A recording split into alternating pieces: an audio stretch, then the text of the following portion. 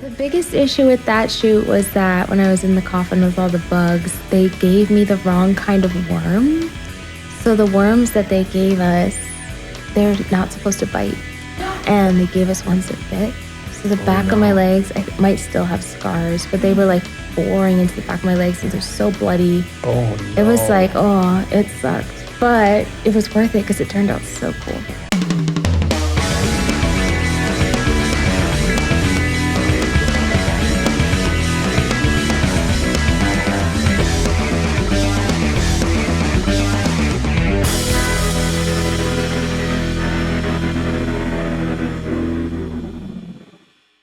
Well, hello, everybody. Welcome to The Riff, another episode. Very excited about this one today. The Riff, well, here we are, and we are at The Riff in search of that creative thread that drives success within the multiple disciplines like art, music, sports, and everything that kind of lurks in between.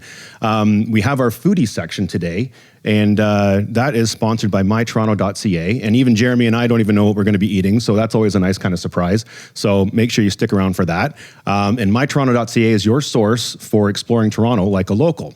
Now, if you don't mind, we would love a like, follow, subscribe, a share, because sharing is caring. So it's time now to pull up a chair. Let's have a seat at the Riff table. And we're going to kind of walk down the Riff studio hallway here and go check up on what Jeremy's doing. The footsteps going down the hall. Down the hall. How you doing, Jer? Doing great today, Gar. How are you? Good. I'm all right. What's going on? Not much this week. It was kind of a quiet week. Mm-hmm. Just did a lot of stuff for my album and just getting ready for that. So, yeah, a bunch of that stuff. But, yeah. How about yourself? Well, after getting all the technical things sorted out today, I'm kind of appreciative, especially with the headphones. Like, I'm glad we're not one of those podcasts that have to wear headphones. Amen. Because I'll tell you, I've working, at a desk and in front of a computer for decades. You don't really want to wear headphones longer than you need to, because when I was wearing headphones a lot, because you have to hear the audio as you animate and work away and all kind of thing, right? So you're always constantly tuned in. But I wouldn't wear my headphones up here. Being a guy with no hair, I have nothing to hold it up, right? So, and I would put it up here because then at the end of the day, I'd have like a tattoo of this kind of band going across my head. Yeah. So I wore the headphones back a little bit, so it was kind of on the back of my head, right? And then over the course of the day, it'd kind of fall down, so it's like right behind my ears, right? Yeah. And I'd have people calling me, some of my buddies and stuff, they'd be calling me, if you remember the character from Empire Strikes Back, Star Wars, Lobot, the guy from Cloud City had the band, that digital band around his head. Yeah, I get called Lobot. I would have thought more a cross between like Princess Leia and Danny DeVito if they had a baby. You're only hope. Yeah. Anyway, we got a lot to talk about today, so let's move on for sure. But a great guest. Yeah, we do. And our guest today is definitely outperforming any robot that can do this kind of stuff. That's for sure, with all the accomplishments. Same work ethic, though. Yeah, true. Our guest today is visiting us from Los Angeles while on a world tour and playing in Toronto. She is a classically trained, award-winning musical prodigy with skills in piano, guitar, songwriting, producing, and famously known for her 4-octave range vocals. Promoting her album Black Diamond on the Dumb Tour with her incredible live show featuring instrumentation, choreography, visuals, and catalog favorites. Her other projects include a documentary that has reached over 100 million views online, a music video short film with over 5 million views, and an upcoming video game and animated series. With Rolling Stone saying she is redefining pop on her own terms, this guest has been featured in USA Today, Galore, and other medium platforms across her independently produced mixtapes project. She has 200 million independent streams. Holy man. I know. Now signed with labels Sony, The Orchard, and Independent, this artist is on a mission to inspire and empower through music and art, and we are excited to have her inside our studio today. I'd like to welcome to the Riff, M. How are you today? Thank you. Yes, how's it going? That was a beautiful intro. Thank you. That's a lot. Yeah, I'm great. How are you guys doing? Really good. Better now. Yeah. Good. Thank you very much for coming. Thank you. I'm honored to be here. Great. And you just played Toronto last night, right? I did. How did the gig go? It was phenomenal. I loved the crowd so much. They gave me so much love and good energy. So it was a fantastic show. Wow. Good to hear. Yeah. Now, I want to up first here right now. I want to get to the sort of the big, obvious, impressive things that you have done. And by that, I mean the videos that I've seen in terms of your music videos for your songs. And oh my God, you are very brave. I'm talking about some of the artistry and the makeup and all this kind of stuff that you do in your videos, with being enclosed in like a box with a casket of insects and maggots and mealworms and cockroaches. And then you've also done stuff where you've got like black ink oozing out of your mouth and all this kind of stuff, and totally painted head to toe and all that kind of thing. You obviously have some sort of message that you're wanting to get across visually. Tell us, how does that come about? What's the inspiration behind all that? As far as visuals, I think I usually see it in my head first, and I usually see it when I'm writing the song. And then I brainstorm with my team and we make it cooler. And I really just like things that obviously will pop on a feed because we want people to click it and see it, but also have like symbolism. I really love symbolism. Right. So it's a bit of message behind it, but also Always. You're also going a little bit for shock value too, to kind of get the attention, I would imagine, right? I think it's not really like a calculated shock value. It's more of just like, I think things get boring and I've seen everything over and over. So I want to create something I haven't seen. Well, in this environment too, it's so difficult to stand out with the thousands of artists that are piling out every day. And it's, pollutes the airways a little bit. Right. And I don't mean any disrespect to any artist that's trying to do stuff, but there's a lot of artists, there always has been, but we didn't know about them in the past as much as we do now. Now they're posting every day, boom, boom, boom. Right. Yeah. So standing out is hard. Yeah. And it is. And it's one of those things that it's a skill in regard to just standing out amongst the crowd, right? Yeah, so it definitely is. Yeah.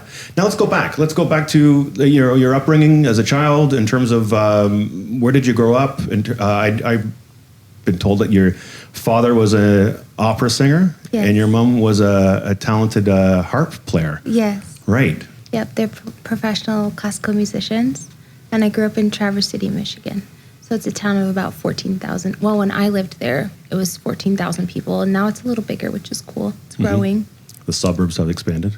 Yeah, a little bit. Yeah. And what about the school you went to?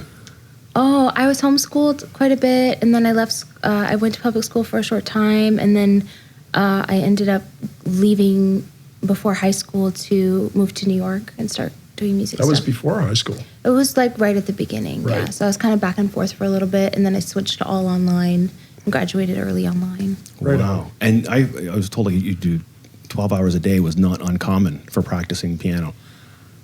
I mean, I grew up around a school called the Interlochen Center for the Arts, where my parents taught, which is a school for prodigies. And so all the kids around me practice like that. So I felt like if I'm practicing like 5 hours, I'm very lazy. Slacking. Yeah. 5 hours. Yeah, because these Wow. kids, like, they come from all over the world, and it's like these kids play Carnegie Hall at 10 years old. Like, they're phenomenal. I really don't think people understand the amount of time it takes to be that good at an instrument or something. It's a lot Yes. more than you think. People go, hey, I practiced for an hour today. Why aren't I amazing by now? But it's like, the real top people are doing 10, 12. You got to put your It's time not in. uncommon. Classical musicians work so hard. So hard. Yeah, I'm so glad that's not my job. I gotta learn my stuff for my shows and write and all that, but I would never want to do that for that But many you can hours. play it though. Yeah. You are classically trained yourself, right? Yes. So you've got the chops to play all that stuff. What do you like playing in terms of, like, I know your guitar and piano. I don't really play for fun. I mostly just play for writing purposes, and then whatever I'm executing on stage, because I like to come up with cool stuff to do on stage with Oh, the wow. songs. Yeah. Impromptu stuff, or is it all kind of all predetermined, or? I predetermine because I'm a crazy psycho perfectionist, and I really don't like messing up. But I'm trying to learn to give myself those spaces to be free and, improv a little bit. Nice. Yeah. But mostly it's planned. Nice. Your stuff's really cool because it's kind of four-dimensional. Like, you're like, right. It seems like it's all, like, some people write music and some people do theatrics, but it seems highly integrated, the two things, with your stuff. Mm-hmm. You say that's true, yeah? Yeah, absolutely. It's all one piece of art. It just has many sides. Do the visuals ever come before the music? No. No, it's always the music first. Music's always the first thing. Right. And then what leads you to those visuals? I guess you said earlier that you talk with your team. How do you kind of brainstorm those kinds of things? Because getting into a coffin with 1,000 bugs and insects and stuff, that takes a lot of courage. It's informed by the song. Okay. So whatever the lyrics are, like that song was about anxiety. Mm-hmm. So I wanted to manifest a physical picture of anxiety. You made me anxious just watching it. Yeah, that's the point. That's the point. Yeah. You did it. Yeah. Exactly. It worked. Yeah. You have like the video that's the making of. Mm-hmm. And what went into that? Holy, that's that pretty was shocking. A big shoot. That was really fun. Was there a moment where you went, I don't know if this was a good idea? No, you were good? All in, right? 100%. I think a lot of the people that worked on the shoot were a little freaked out. I was going to say those dancers must have not loved it all. The biggest issue with that shoot was that when I was in the coffin with all the bugs, they gave me the wrong kind of worm. So the worms that they gave us, they're not supposed to bite. And they gave us ones that bit. So the back of my legs, I might still have scars, but they were like boring into the back of my legs and they're so bloody. Oh, no. It was like, it sucked. But it was worth it because it turned out so cool. When I heard you did that video, I was like, that sounds wild. And then, but the guy in the beginning's holding that alien-looking bug that was like, oh, God, that's what I got that anxiety. Song I'm singing live, too. So it was just like controlling the voice. Well, that's a live performance. That was a live performance, wasn't it? Yeah. Wow. Singing, so that was hard. Oh, yeah. That was tricky. Man. I'd be scared to have reaching those high notes and then a bug goes right in your mouth. I did worry about that. Oh, okay. I was going to say, I thought you were going to tell me that someone did or something did. Didn't they have something to sort of protect it or? I DIY'd the whole thing. So I painted the coffin and I built something to go on my neck so that not so many would crawl over. Yeah. But a lot still did. How long were you in the box for? For that shoot? Yeah. What do you think? A good couple hours or? We were probably in the actual bugs for 2 hours maybe. Oh my God. Well, because we had so many transitions and we were adding more and then also I don't want to kill any bugs, so we're trying to protect the bugs. It's a whole thing. Oh my God. And then picking which bugs go in. Yeah, it was a lot. I love that you did it though. I love it. It's just so awesome that you put that in your art. Thank you. Put that into your art. That's really cool. It was fun. Yeah. It really just was this sounds like fun. Yeah. And at the end of that bit there with when in the making of the video there, you're like something like saying bye bugs or something. You're all very kind of friendly with the bugs by the end of it all. Yeah, they're so cute. Yeah, it was funny. Now in terms of in struggling with bugs and making all that work, you've also had kind of early struggles with, in terms of the financial things of putting on a show, putting on a tour, right? Mm-hmm. But now you've kind of grown from that into sort of, into your independent success, right? As a self-made millionaire, right? How, and you're also even supporting your own team now and everything like that. So how does that, what would be your inspirational message for those that really want to achieve what they're kind of going for? You know what I mean? What they want to get out of something similar. Well, for me, a lot of my financial success came from brand deals and other things outside of music, but that still were able to support the music. So if I'm posting for a brand and they're running a bunch of ads on it for a hair product, that's still going to bring people back to find my music. So I think just not being afraid to do what you got to do to support something that might take longer to make money, might have a longer J curve. For music, it takes a while. It takes a long time. Because I've been hearing that too now, not just in music, but other art forms too as well, where maybe it's just where we are kind of in society, in the economy, that kind of thing, where you have your art, but you also have your side things that are kind of on the periphery, the periphery kind of thing. Side hustles and stuff like that that are all kind of part of the big picture. Mm-hmm. Whereas I'd say, and you could probably talk to this, Jared, in terms of way back when, it would have been your one thing, you know what I mean? Well, yeah. But now we have product tie-ins and stuff like that, sponsorships and all that kind of stuff, right? I think one thing that's not talked about a lot, though, is that a lot of the artists, even back in those days, there was a bunch of them that were doing waitresses. You hear it all the time, famous actors or whatever. They're a waitress or a waiter in the part-time, just like she said, doing whatever it takes to fund the thing they love. Those were secondary, and they dump it like that. But it's artists have always struggled. It's never been easy, or it's feast or famine. Either you're making this much or this much. Yeah. That whole in between range, and it's gotten way worse too. Now it's like people are making that or that.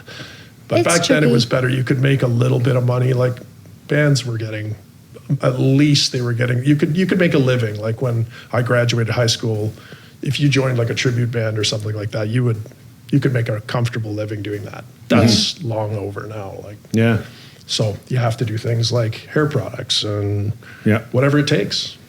Yeah, and I think just like having an abundance mindset is so important, because it's very easy to start believing, oh, everything's going to be hard and it's going to be a struggle and I'm never going to have enough. And then that's kind of what you start manifesting, and start moving from this place of fear and scarcity, instead of just opening your mind to like, I can find so many creative ways to like provide through my creativity. Like, I'm very creative. I can always find something, Well, that's creative in and of itself, right?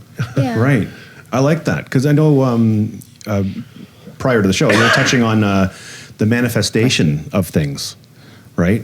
Can you expand on that in terms of like, I've also heard of other, celebrities of great success they have the vision, and it's all about the vision ahead of time and like all that kind of thing, or even sports figures that envision the game before they even play it. Mm-hmm. Is that something that's relative to you in terms of like that manifestation of kind of seeing where you can be in the future? Oh, absolutely. Everything starts in like a spiritual womb, and then you pull it into the physical.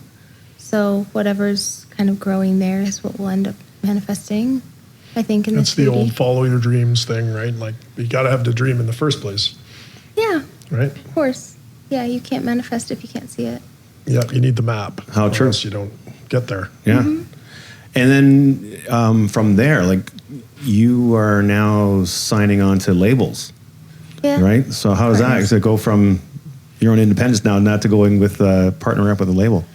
Well, it's an independent label, so I still own everything. Oh, okay. Which is nice. It's just licensing, and they just help good. support financially with like upfront costs, which is great. And they don't have crazy like recouping, abusive, wild contracts. We've all heard of those contracts. Yeah. Yeah. So I was very careful, because I just think it could be so predatory. Well, if you're not coming from some position of strength, you're kind of like a lamb to the slaughter, right? Like, Yeah, you need leverage. you need some leverage, Right. or else they'll just run you down. Yeah. The worst thing too is business people. Musicians are typically not business people. Mm-hmm. Like, the mindset is totally different to be creative versus to be business. It's very odd when somebody like yourself is both. I think I was kind of a little bit of both too. And it's like, but that's really rare. Some of my musician friends I know just got railroaded because they were totally incapable. Right. Not incapable, but they just didn't have the skill set to do negotiations or contracts, or didn't even know what they were worth. Yeah. Right? So I think it's having the self-awareness to be like, I'm aware that I'm not skilled in a certain area, so I need to find the person who is, and not just assume. I think there's a lot we can learn ourselves too, that sometimes we get disempowered and we just think like, oh, it's too hard, I'm not going to figure that out, and I'll just sign it. And it's like, that's how you get in big trouble. Right. That's how you get So your leverage would be to bring in the people that do know how, or is there another element to the leverage that you were talking about there? I guess by leverage, I mean like you have to have enough going on in your career that the label needs you more than you need them. You should never be at the mercy of the label, because they're not gonna take care of you. So I think that's more what I meant by leverage. But just as far as like protecting yourself, yes, I think you should always have people know what your strengths and weaknesses are, so you can have people to supplement kind of your weaknesses, if that makes sense. predatory is a great word. Yes, and it is. I mean, they're there to make money, and you're the product. And it's a business, right? It's a music business, and the word business is there for a reason. Mm-hmm. Well, right? I mean, in fairness to some of the labels too, they're in a business too. Like, they're fronting money for you to do this thing, and they need that. And there's a lot of musicians who take advantage of that too. Mm-hmm. It is a two-way street, but the street's pretty leveled in a bad direction. Yeah. It's like, it's way bad. Like, it used to be bad, and now it's like in way worse. Yeah, I think if you don't have leverage, it's better to just get a loan and do it yourself. Yeah. Ah, really? If you know how to spend it and you know what to do, then yeah, I would. I was talking to Steve Vai, who used to play with Frank Zappa back in the day. And when he got out of college and stuff, his first gig was Frank Zappa, he's one of my heroes. One of the reasons I love your stuff is because I see a lot of that same mindset. He did whatever Zappa did, whatever it took to fund his music. That's it. He wrote Valley Girl, which was a big hit song. And then he took all of the money for that and he did a symphony and he hired like 100 people. Like, he didn't care at all about the money. It was entirely about his art and all that. But anyway, so he gets this gig in Zappa's band and he says, Frank, I'm a young musician. Give me some advice or whatever. I got to be a better player. How am I going to be a better player? And Frank says, keep your publishing. Yeah. That was keep it. Your publishing, That's his musical advice. Keep your publishing. Yeah, you don't want to give that stuff up, right? Not how to play, not any of that stuff. Keep your publishing. And Vi said that was the best advice he ever got from anybody because he kept his publishing. And to this day, he's done well. Well, you hear of that kind of thing too, where the publishing rights are everything, right? And you can still collect 40 years down the road because you own your publishing. Well, didn't Tim, when he was on, say it was like 75 years protection on publishing on your 70 years copyright is 70 years. So you own your copyright for 7 years. It's kind of unheard of actually. And then it goes public. Business, 70-year protection on something. So there is a huge advantage there if you can leverage it. But it's something that's it's like a lifetime plus 7 years, or there's some sort of thing like that. Royalties are a long time. You own your stuff for quite a while. Yeah. Mm-hmm. Crazy. Wow. Anyway, now I want to touch on your new stuff here that you got the Black Diamond project. You have the song Psycho. Psycho's actually from an older project, but it kind of blew up at the same time as we released Black Diamond. Oh, okay. So it's all kind of tied into interesting. Yeah, people are sort of discovering all the old projects too. It's cool. That's really cool. Mm-hmm. Hey, can you tell us a little bit more about your New York experience? Like, we kind of jumped past that, but when you first moved to New York, how'd you find that getting started? A lot of synchronicities happened, and several doors opened in very strange, miraculous ways for me to start working out there. I won't bore you with the story, but I started going out there very young, and it was interesting. I learned so much. I got a production mentor who got me Logic, and I started producing myself, which was fabulous because the sessions before that, I was going in with sheet music. I was like, here's what all the instruments need to do. Here's what the drums should do. And the producer looked at me like, are you insane? Like, this is not how this works. He was lovely, and he's still a friend, but he was like, you need to just do this yourself, like learn. So I did learn, and that was a huge paradigm shift for me because suddenly I don't have to depend on other people to create, which is so important. What were some of the challenges there too? Of New York? Well, in terms of producing your own. It wasn't challenging to me. It was just so fun. Yeah. It was like someone gave me the keys to a Lamborghini, and I was like, just drive, you know? Yeah, it was hit the gas. It was well, magical. and that's probably why you were successful at it, because you have that attitude about it. But some and people it's are good afraid to of know. learning, like you said earlier. You're more capable of things that I think a lot of people think. Oh yeah, you can do anything. I think that's probably my best character. Like, it's been very helpful for me to have that character trait of just like stupid levels of confidence, and it definitely gets me in trouble. Like, I overestimate myself sometimes, but it does make it so that I will just figure everything out. I figure out whatever I have to, so there's no roadblocks. What was that term, Trace? Irrational confidence? Irrational confidence leads to success. Yeah. Yeah, I think I do. I have that. a little bit of that Kanye confidence where I'm like, I'll be fine. I'll figure it out. Well, that works. It's helpful in music. It's helpful. Is. Hey, if you don't believe in yourself, who else will, right? So you got to start with yourself. Yeah, for sure. Yeah. So wow. true. And I find I've listened to quite a bit of your music lately, and I find like there's this blend of this kind of like organic, melodic, kind of light, delicate versions or parts to it, and then I hear these kind of driving, thumping beats of, more techno, more mechanical, more, things that kind of push through in terms of driving that beat and stuff like that. How do you describe your own music? How would you kind of give a description to that? I think it depends on the era, because I've been putting out music for a while now. I have 5 projects out. So it sort of depends which project you're curious about. But in general, I think the lighter stuff is sort of like feminine energy, and the heavier stuff is sort of like feminine, divine feminine rage. And there are two sides to the same coin. I think all women have. Yeah. Who are your influences? Like I when I heard your stuff first, I thought, wow, she's got a lot of Tori Amos kind of tone. There's like it's beautiful. It's got the anger in there, but it's also got melody and beauty and stuff. And it's like she used to do that on a piano and was super aggressive and stuff. And, she's so cool. Yeah. There's a certain rawness to it, but a certain refinedness to it. It was just, it spoke. It communicated what she was trying to say. I didn't even know that about her, but then after listening to like Little Earthquakes, you could hear this, even though it was delicate music, there was still an aggression and a strength there. And I hear that in your stuff too. So thank you. Who did you listen to growing up and stuff? I study so many artists, and it sort of depends on the lane. Like as a vocalist, I studied all the greats, obviously like Mariah and Whitney and Celine. As a performer, I study Beyonce religiously, still to this day. There's nothing on the internet that she's done that I haven't seen, because she's the best. And I love fabulous performers.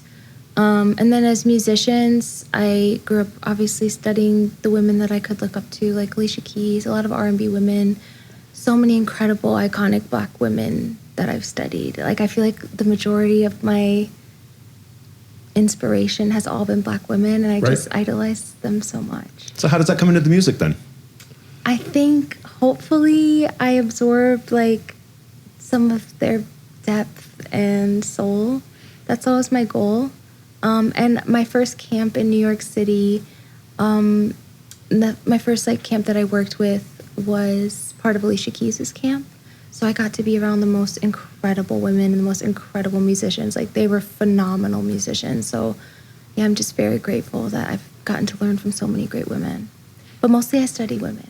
I don't study a lot of men, to be honest. Understandable. Like I should be, but I just don't get that interested. Like you're drawn to who you're drawn to in terms of what you see yourself in as well, right? So that doesn't surprise me at all, especially reaching high notes like the 4-octave.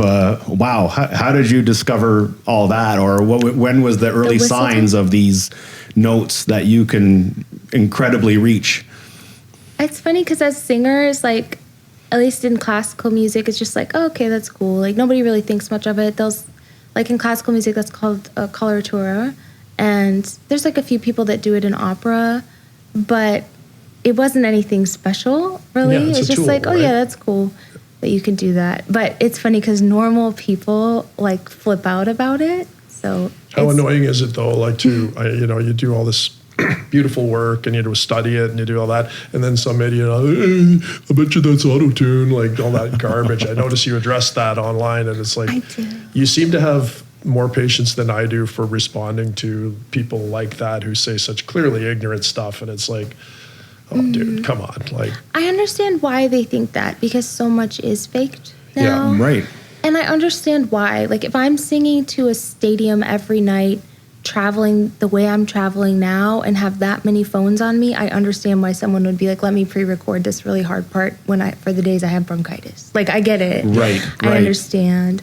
But it can be, I think a lot of times for the people saying that, it's coming from a place of like just being a hater. They're a hater. So it's just like, okay. And you're going to get that. And if you're in the spotlight, you're going to get that. And it doesn't actually bother me. I'm just like, this is great for my content because I can use that. I'll turn it into a video. People want to engage. Just utilize it. Yeah, that's all I do with the haters. Like they really don't bother me. It's more of just like, oh, how can I use this for content? Because we need so much content all the time. Well, that's a nice way to turn a positive from a negative. It's like, hey, thank you. That's a great piece of garbage you just gave me. I can just use what that. do they say? Any publicity is good publicity or something? Yeah, that's really cool. Gotta do something. And you with did it. that too in terms of like putting out a video that showed you going through the whole range. Did you not? I've done a lot of stuff like that. Yeah. Wow. Yeah, it's very cool. Thanks. I really dig it. It's again, it reminds me of in my era, like Zappa was the guy that did that, kind of pioneered that, like who cares stuff. Like he never cared at all with the critics, media. Nobody said. He just did his thing, and either you liked him or you didn't. He didn't care. It was just more music, more creation, more. I really related to that young too, right? It's just that because I've always liked the creation part of it, and I don't really care about the shows or the fame or any of that stuff. To me, it's just about making the art, which I really dig. Doesn't it suck that that's the part that you have to deal with so that you can do the shows you want to do? Yes, I know. Like, I have to do this so that I can... So that you can... You almost have to convince people, you know? No, I can sing, like, and this is how I do it, my bills, you know? So I guess I have to deal with some level of, like, being known. That took me a long time, because for the longest I was like, fame is so stupid. Trying to go viral is so stupid. Like, who cares? I just want to make my stuff. But then I'm like, also, I would like to survive. Yeah. And that's like, the thing. If I want to survive, I need to sell tickets. And there's a game to be played, right? Yes, it sucks. It really sucks, though, because you guys, again, because I sound like a grandpa here, but I grew up in pre-internet stuff when I was really young and I was coming up. And it's like, the amount of work, like the sound technician could be the sound guy. You had the recording engineer, you had the producer, you had the videographer, you had that. They were all individual jobs. Now artists are doing everything. Well, like, because it's expensive. All your time is spent, like, instead of her writing beautiful music, in the past, she would have been just focusing on the music. The dream. And there would be a team if I could just be in a studio and rehearsing and recording all day, I would be so happy. I would say, like, it's 90% other shit, though. It's 90% other shit. It'd be like back in school again, rehearsing 12 hours a day. I would be so happy. That'd be okay with I'm that. so jealous of the kids that are in music school that just get to make music all day. I'm just like, oh, you don't even know how good you have it. Wow. Like, you don't have to think about posting.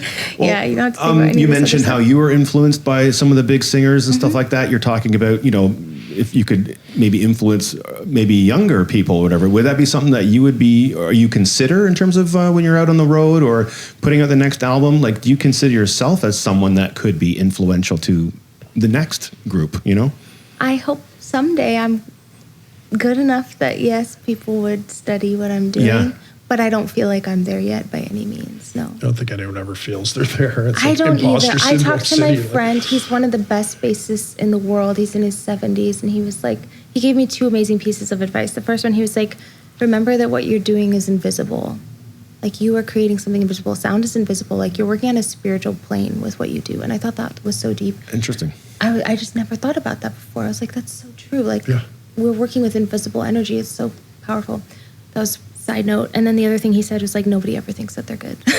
Like, it's very rare that you meet a fabulous musician who's like, yeah, I know I'm great. Well, the thing is, the better a musician you become, the more acutely you are aware of how bad a musician you are. Yes, so true. You see, like, some Pat Metheny will come through or something, or you just like, I go, oh God, like a whale swims by, you know, and you think you're like, doing what pretty am good. I doing? Yeah. And then some 12-year-old with perfect pitch comes through, and you're like, oh God, it's so true. Yeah, it's horrible. Yeah. And social media has made that worse too, because people practice all day to do that one clip. A lot of people don't realize that when you're scrolling, you see these people doing these like gymnastic level musical performances. It took a lot of takes. There's 400 takes to get that one. Right. And like, even some of them are correcting the audio after the fact to make it perfect. Yeah. But it gives the impression, and especially for musicians, like, I want to shoot myself in the face half the time after going through a bunch of those. It's like, oh God, I stink. Like, it's terrible. But I think, sorry to cut you off. No, you didn't. For me, I think like finding what makes me unique. Like, I know I will never be the very best XYZ, because there's always gonna be somebody who's only focused on a thing, and I do 10 things, you know? But I can be the very best me. And You're I think the only you. Yes, like there's certain things like I know that I'm the very best at, and most of them are like character things. They're not even like musical things. But I think that that's like important to kind of know, like, what are your big strengths. That took me a long time to come to terms with that. It's like and those weird little idiosyncrasies that we all have as musicians, that's your style. You know, like, you hear it as your like weirdness an annoyance, is what makes you great. But ultimately, that weird way that you approach it, because everyone has a little sonic weirdness to how they do it. No matter how perfect they are, there's a little quirk about everybody's playing that's their little thumbprint. Yeah. You know, and so that's unique, but that's your style. But I never realized that. I used to sort of avoid those little quirks. Yeah. And then you got to really lean in. You got to lean in. Yeah. And that's you. That's your voice, right? It kind of comes with wisdom, I guess, you know? It takes time, Experience. but man. I'm going to take that. Take that. Just lean into it. Yeah. Yeah. And now lean what into I'm the going to chorus. take is a bite out of these things here. Yeah, what is this? This is some nice treats. These are we got some sweets here. So brought to you by mytoronto.ca, our sponsor, Tracy. Looks so good. I am going to I'm not taking my eyes off these, but I'm going to hand it over to you because I'm going to start eating these treats here. All right, you guys go for it. We love a sweet treat. Oh, sorry. Right? No, you No, it's can okay. talk and chew and do your thing. So today on the Riff, Gary, Jeremy, and Em are welcome to try the treats we pulled in from Bunner's Bakery located in Kensington Market. They promise a 100% gluten-free vegan operation. The Riff table is right now sampling their Nanaimo bars, strawberry squares, and their highly popular cookies and creamio sandwich. We actually find these treats impossible to distinguish from their classic counterparts. This is why they're one of the most popular gluten-free shops in Toronto. Bunner's Bakery is in the heart of Toronto's Kensington Market on Augusta Avenue. If you don't know about this famous neighborhood in Toronto, it's an open market with a history of different ethnicities, selling everything from fresh produce, exotic spices, and global street food, vintage shops, tattoo parlors, art galleries, and quirky cafes. Add to the eclectic mix alongside colorful murals and Victorian row houses. Its chaotic energy feels like a living room street party where every corner surprises you with something new down its narrow valleys. After the show, we'll be having more samples across Bunner's impressive selection: s'more creamies, chocolate chunk cookies, double chocolate brownies, caramelita and date squares, strawberry lemon muffins. And we'll be slicing into a sweetly decorated lemon cake, served alongside today's Riff Studio coffee, Found Coffee on Front Street. We have two kinds from this cute little shop located inside the Intercontinental Toronto Centre: washed Finca El Destello from Guatemala with tasty notes of cherry jam, red plum, and milk chocolate, and their First Bloom Spring Blend with rhubarb lemon florals. They have 3 locations across the city, so be sure to pop into their brightly lit and very welcoming shops to experience their full line of flavors. Am I ready to pull it back to the table? And Yes. you have a bit of a sweet tooth, I hear, so I'm wondering how you're finding the Toronto treats from Kensington. It's so bomb. I'm so happy I'm here right now. Which one did you go for first? The one that tastes like an Oreo. Yeah, Did you what try was that that? one? Oh, yeah. That's their most popular. was That, so good. So cookies, good. Cookie creamio sandwich. Bomb. So bomb. Yeah, Those are good. that thing Thank was you. insane. I went for the They're all square good, first. But that one was standard. What is to the me. company called? It's Bunner's Bakery. Butter's Bakery. You're Bunner, killing it. Bunner. Bunner. Bunner. Like Bunner. they bake their Bunner, yeah. buns. Bunner. But, you slay, Bunner. I have Bakery. to say, when I picked them up at the market, I dug into a Nanaimo bar myself, and I have had the gluten version and the gluten-free version from obviously other places, and it's like very parallel to the original recipe. I don't Wow. So good. Those are delicious. We only had 3 samples. There's more to come over there. Yeah, there's more, guys. I'm going to have a sugar rush by the end of the day. I'm going to sugar and caffeine bouncing off a Well, wall. Em had a late night last night. I think That's true. How was the Drake Underground? How was your show? It was fabulous. They were so great. That is one of the best run venues I've ever been to. All run by fabulous women. So clean. So, I mean, just, I can't say enough nice Yeah, things it's about really them. great. Wow. It really is. One of Toronto's good rooms. Fabulous venue. So honored to play there. Yeah, Great. It's been there a while. Yeah. too. Good to hear it. What'd you think of all this now? What in terms of your favorite out of the treats there? If I wasn't on camera, these would be gone. All your favorites. Yeah. I'll just put the know camera they're angles good. on. I wouldn't Jer have and known Gary. those. Sorry, Trace. I wouldn't have known those were gluten free at all. Like that just tastes. No. Just like an Yeah. amazing. Wow. Incredible. Very good. And creative too. Very All different. right, well, I'll of let them. you guys get back to the Yeah. fabulous Em. Thank you. Speaking of the word creative, our thing here in terms of on the riff, we'd like to kind of talk about that kind of creative thread. The thing that binds us all in terms of artists, whether it's whatever discipline, like, music, visual arts, food, or, performing on stage or whatever it is.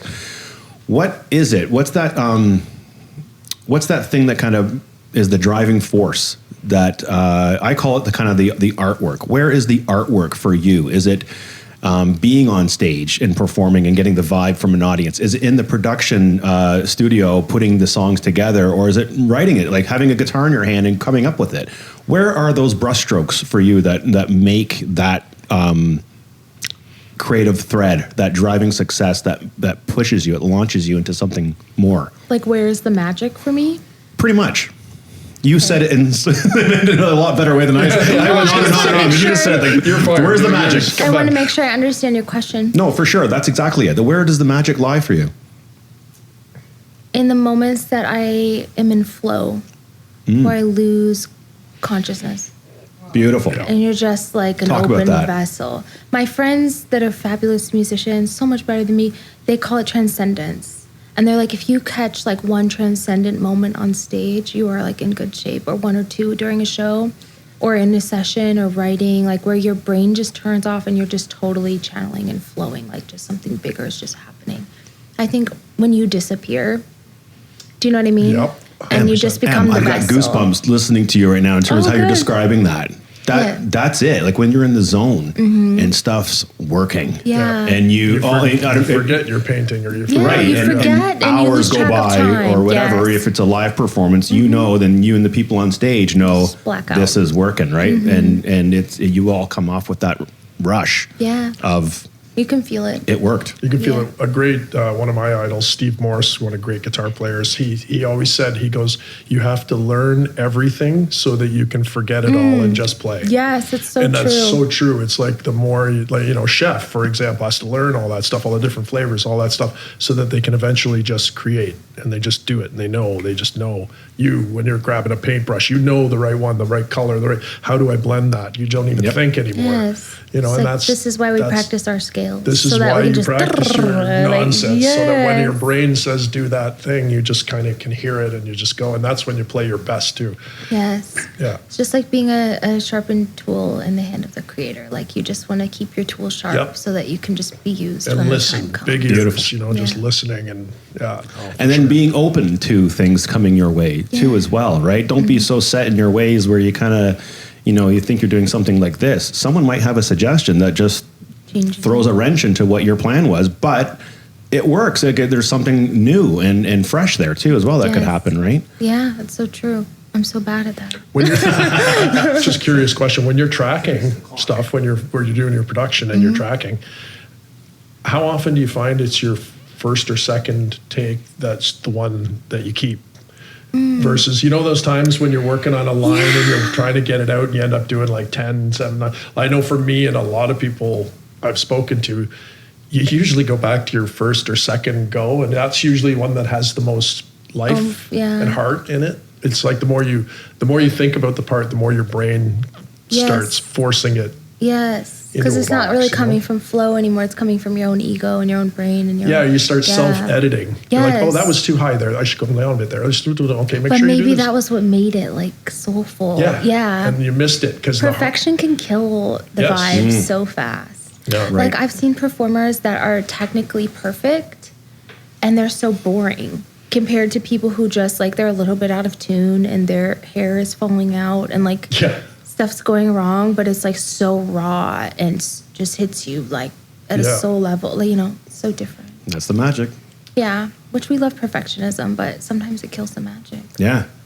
And it doesn't always have to be perfect. It can be like that rawness or the soulfulness that you're saying you feel in your gut outweighs the perfection. Yes. The stiffness of what perfection might be. Regular people don't care if it's technically perfect. They don't even know how like hard only other artists care about that. Like it doesn't change. Yeah, there's 3 people in the back of the room with their arms crossed watching you play. And it's like those are the only idiots that don't actually get it. And those are people we worry about. Yeah, like why are we worried about you? 90% of my stress is those 3 guys in the back there. It's like you're also taking your music into a different direction too in terms of animating and a short film and all this kind of stuff. Explain that kind of stuff. What's going on there? I have a whole universe that I would like to build out, and I've got plans. Where do you get the time, though? True, I know you're doing a lot. That's a great question. I don't know. You'll figure that out. Yeah, we're figuring it out as we go, and like I have many things that I'm manifesting, and some of them have already started to manifest, and some of them have not. But I'm still putting it out there because it's going to happen. Good for you. That's really cool. That is. And you're brave enough to kind of just say, yeah, it's happening. I'll figure it out as I go. And you'll tackle it and cross that bridge as it comes, right? Yeah, messy action all day. Better to take action than just talk about it, right? I mean, you can have all the ideas you want in the world, but if there's no action taken, they just disappear. They're just wishes, right? Scrolling Instagram, I think sometimes we let our fear keep us just a little bit tied to not moving. And that's not a good place to be.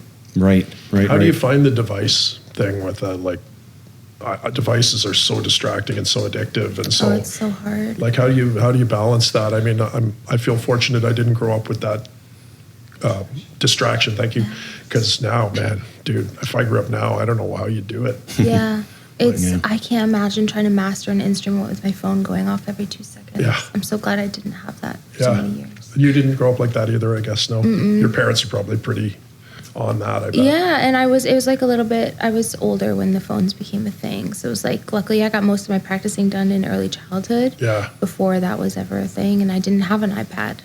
You know? Good for you.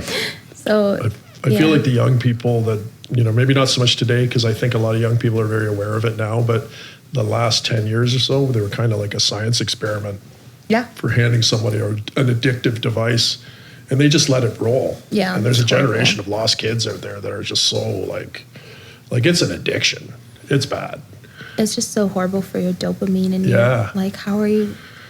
We do dopamine detoxes a lot in my household. Like, do you? Yeah, like get off the phone for a couple days and just be a person. Good for you. Like, it's such a good device. Like, I don't want to talk shit about a phone. Like, they're great. They're so handy. They records like a phone. Like, I love the devices, but they're kind of too good. It's a trade-off, right?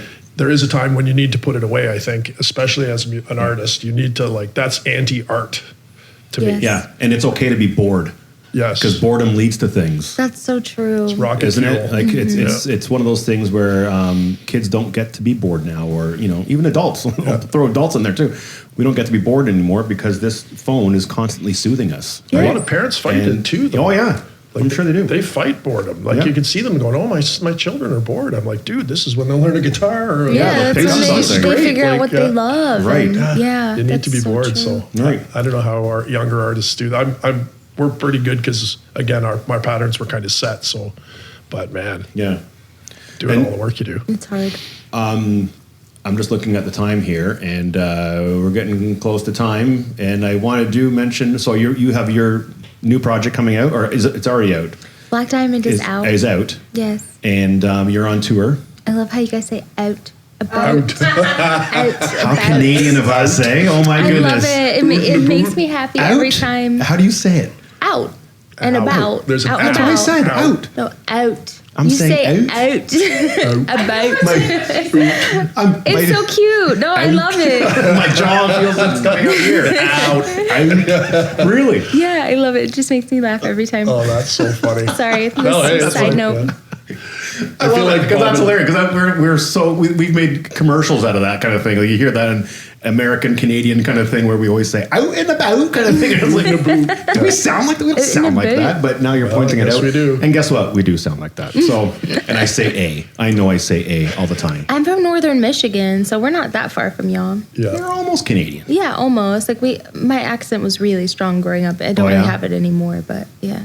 We're from this cut from the same cloth. The northern states are. How's it going, similar. Yeah. So similar. You pick up some eggs at the store. At the store, yeah. Just need a lumberjack, take off the dinner jacket, the Kenora dinner jacket. Kenora dinner jacket, wow, okay, so that's already out. And in terms of if we were wanting to find out more about M, where would we go for that?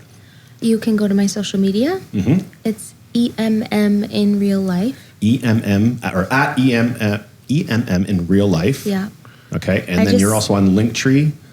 Oh, we have in my bio on all the socials, you'll see my Linktree that has everything in it. And that's the same thing, M in real life, EMM in real life. Yeah.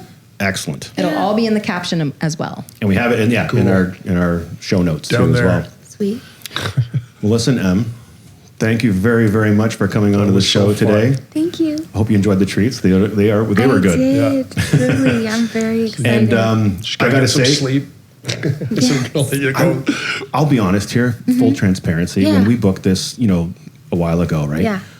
I was a little bit nervous. Why? I was nervous. Why? Because I see your videos and I was like, oh my God, this is intense. This is intense. This is different for us, right? She's insane. No, not at all. But then I find out more about you and doing my homework and stuff, and I realize, no, this is someone that's got it together in terms of building what you're building, all as a one-person show. Not, I know you have help and people that are helping you and stuff, right? But you're doing this. It's you that's leading the charge here, and I really applaud that. Thank you. And I think, we were talking about earlier in terms of, is there opportunity? Is there success to be had with maybe a generation or something like that? You're proving all that wrong. You are definitely one that's in the driver's seat of your own destiny, and I think you're doing a great job. And I really applaud you for coming on the show. And you have been a delight to talk to.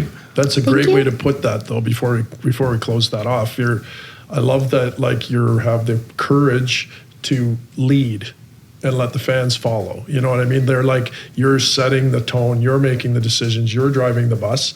And it's a shared bus, of course, but you're doing that. And I think that's been kind of lost, because I think a lot of art gets caught up these days in doing it for what's hot, what's popular, what's getting a lot of hits and likes and all that. And people are writing songs that way, but I don't sense that you're doing that. I feel like you're doing your art. And if people like it, great. If they don't, see you later. I'm just terrible at being cool. So I think I just gave up on it, and I just do what I want now. It's great. It's honestly keep doing it. Yeah. Thank you. We love it. Thank you so much. I appreciate the transparency. You've been great to have on the show today. Thank you. I'm Much very appreciated. grateful. The snacks were delightful. I'm so excited about them. Thank you. Thank you very much, Em. So nice to meet you guys. Nice to meet you too. Breath of fresh air right there. Wow. Yeah, that was what a tons of talent. fun.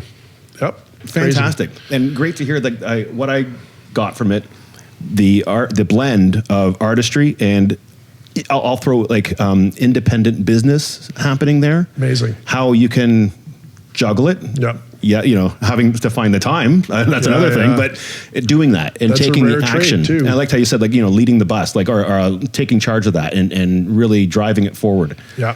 That's a rare combination, Yeah. too. A lot of art people, like I said it earlier, but business people and art people, those two don't always cross over, where there's an understanding and a willingness to do both. And when you have a musician who's got the skill and the willingness to learn and the willingness to drive be entrepreneurial in their business of how they run their career, that's really rare. And usually those people are highly successful. And she's what's the word?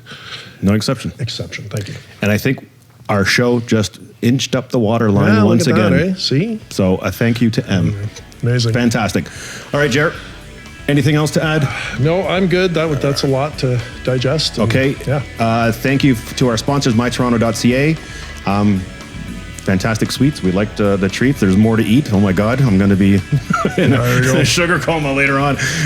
But that's all for today. So that's a goodbye from me. And it's a goodbye from him.